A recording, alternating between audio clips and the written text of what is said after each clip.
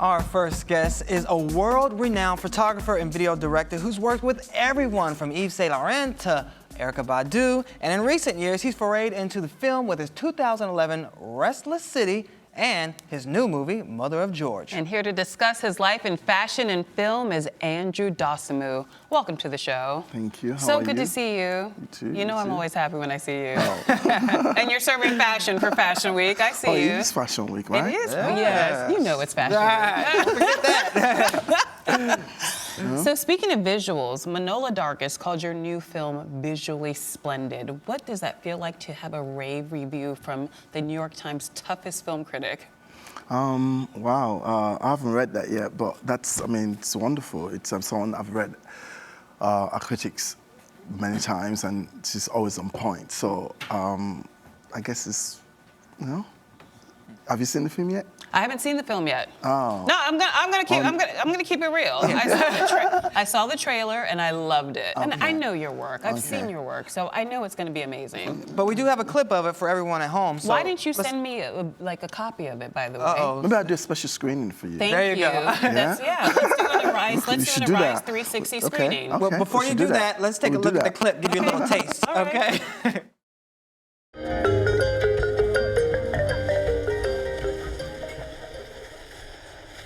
Adéníkẹ́, ìwọ àtọkọ ẹ ìbànújẹ́ kan báyìí kò ní kàn yín. Wàá bọ́kùnrin fún mi, wàá bóbìnrin fún mi, wàá bí ìbejì, wàá dúró lórí ìbejì. Ìwọ àtọkọ ẹ wà ní mọ̀ọ́yà. Ẹ máa jókòó tì báyìí, ẹ máa jókòó. Ẹ ó fẹ̀yìn tì báyìí, ẹ jẹun ọmọ.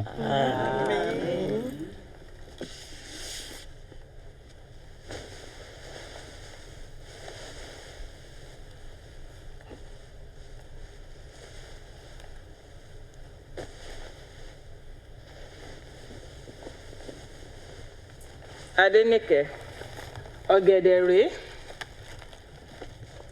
Ara ò kí ń ní ọ̀gẹ̀dẹ̀, ara ò ní ní ẹ́ nílé ọkọ ẹ o. Àṣẹ.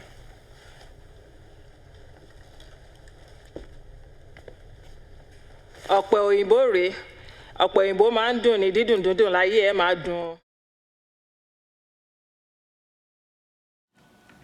Wow, that's a proper Nigerian Yoruba wedding ceremony. Yep. Why was it important for you to capture something like that on film? I think for me, it was just really, especially when you go to a Yoruba wedding, especially when Africa is depicted in cinema, it's often depicted in a certain way. And in what way?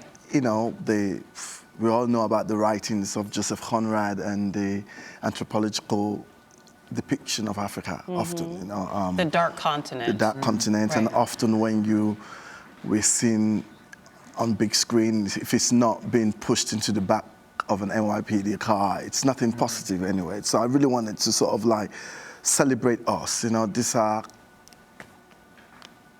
cultures and things that have existed for thousands of years, and we're beyond that. So I really wanted to depict that, and I really wanted to talk about the consequences of displacement, because this film is set in New York. What happens, all the dilemmas and all the things you have to deal with. There's a woman that came to meet her husband in America, and she's isolated, and she's, the lack of extended families around her.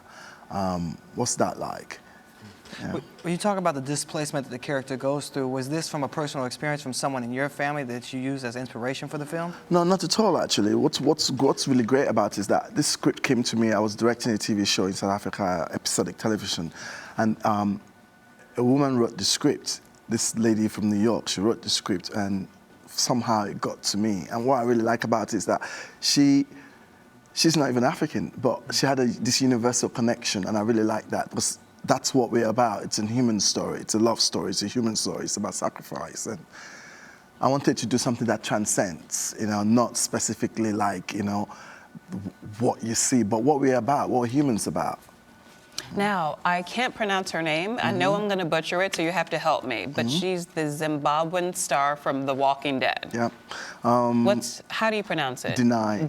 Guerrera. Yeah. Guerrera. Yeah. Okay. How'd you go about casting her? That's she's- a huge gap. She's a major pop culture figure right now. Yeah. Actually, I worked with Dinah on my last film, Restless City, and it was just wonderful working with her. And prior to that, I saw her on stage on Broadway in an August Wilson play, and she was just amazing. You know, it was brilliant, and I knew that there was somebody I wanted to work with. So after working with her on my last film, I knew I wanted to work with her again. I didn't know what, but I knew I wanted to work with her again. And then I've got another, Isaac de Bancole is in it as well. Amazing French African actor. And then you also have Tony O. Tony O, Okungboa, yeah, you know. That's a pretty Tony. impressive cast. Tony from Ellen DeGeneres show, the DJ. So he's an actor as well. He's doing amazing everything. actor. He's an amazing actor. He was in Restless City as well. Yep. We've got him. We've got Angelique Kidjo. She's in it, you know. And a veteran Nigerian actor, Mrs. Buki Ajayi.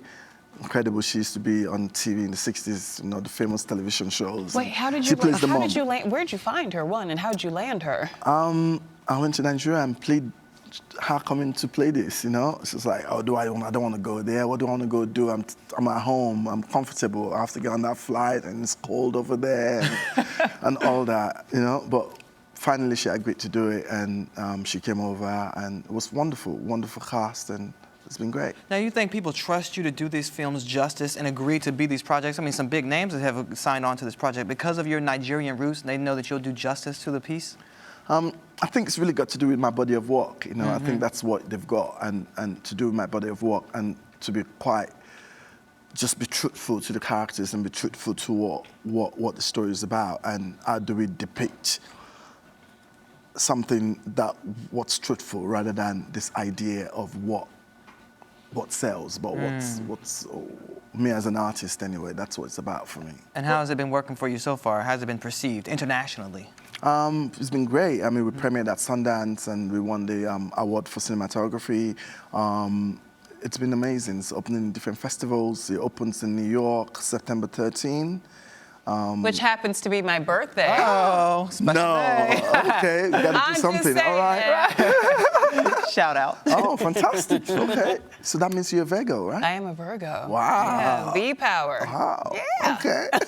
We've got to talk about that. We also got to talk about your body of work. So, photography. How did you make the leap from photography to film, and why did you choose to do that?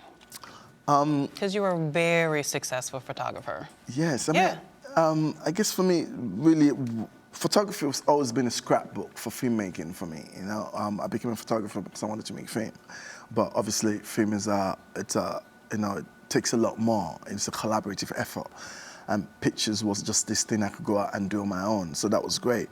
And why I became a filmmaker, when I was in college, I was in France, I went to school in France, and the best way for me to learn French was to go to cinema.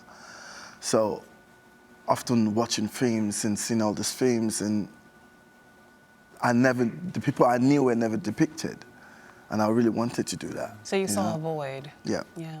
Well, you know, you talk about the people you knew, and especially with your Nigerian roots. Do you use a lot of your Nigerian roots to influence your storytelling in your movies? Oh, totally. I mean, that's what I'm about. You know, that's what I am. I mean, it's unconscious as well. So it's not, I don't even sort of question it because it's just what I'm about. It's what shapes me. That's, yeah, you know, it's what shapes me. And especially, you know, growing up in Nigeria, the Yoruba theatre was very influential because it was like sort of, you know, a lot of people never had TV. So back in 70s, people never had TV. Not every household had one. So you went to the theatre groups. Every street had its local theatre. So I was very influenced by that. But how did you go about convincing your parents to let you have a life in the arts? I ask all my African creatives this question because for me to be a journalist, it was a fight. So I can't even imagine what it was like for you. I think that's the one reason why I sort of went to France, because I knew there was not a lot of Nigerians in France, and there was not a lot of people that would be calling home and like, your son is in some art school, not where he's supposed to be. So it was you know, I think it was kind of actually that my parents just wanted us to be happy, really. Especially my mom is like, you know. You're lucky. She was a Daily Times journalist, so she Nigerian newspapers. So she kind of, you know, it's all really about happiness, to be honest, you know. And someone else doing something else apart from being a lawyer or a doctor, like you know. Okay, weigh in on Nollywood. What do you think? It's overtaken Bollywood. So it's Hollywood in terms of highest generating grossing movie industry in the world, and Nollywood is now second. So what do you make of those films? I mean, I think it's phenomenal. As someone with as an artistic eye as you. I think, no, so funny, because I think Nollywood is so phenomenal because it's sort of like you go to anywhere of African diaspora, anywhere of African descent, if you're in Cartagena, Colombia, or Bahia in Brazil, or Harlem, they're watching Nollywood films. Every salon, every barbershop. And I think that's amazing because they're able to see the complexity of what they are, what we are as people, you know, from the juju guy to the middle class guy to the, you know, I mean, it's just a full range rather than one way we've been depicted. If it's not Denzel, then everybody else is something else, you know? So I think it's amazing, and it's been able to show our spending power as well.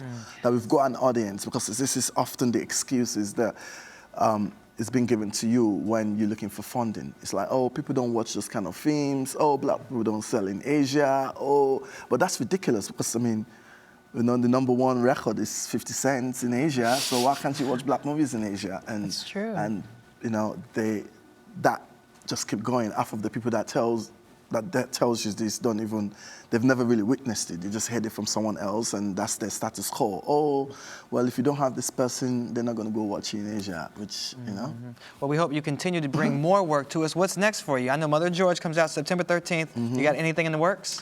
I'm just sort of like enjoying the moment, enjoying this present, enjoying this moment, celebrating Mother George, and looking forward to our party, September 13th. All right.